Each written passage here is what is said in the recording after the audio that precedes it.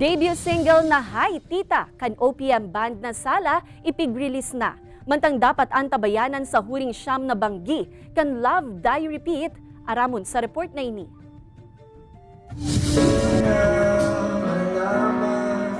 Big release na kan OPM band na Sala sa indang debut single sa Alt G Records na Hi Tita. Para subuot ang kantang Hi Tita sa mga taong nakakamati ng pressure gikan sa indang pamilya o sa mga kabisto na nagsasabing kaipuhan na nindang mag-agom o kaya man na magkaaki. Mawat subot kan grupo na ipaabot ang mensaheng dai kaipuhang magpadaog sa pressure na ini asin sa outdated mindset kan pira. Mayo kaya subutin maraot sa pagprioridad sa career asin iba pang priorities. Madadangog na ang Hi Tita sa maniba ibang digital platforms worldwide. Mamabago ko na yung mangyayari. Sa huring siyam na banggikan Love Die Repeat, plano kan karakter ni Jenny Lynn Mercado na si Angela na ibalik ang mga oras tanganing maisalbar asin dai na magadan ang sa iyang agom na si Bernard na pigagampanan ni Sian Lim. Alagad nagtitinir na tunok sa indang pag-iibanan ang karakter ni Mike Tan na si Elton.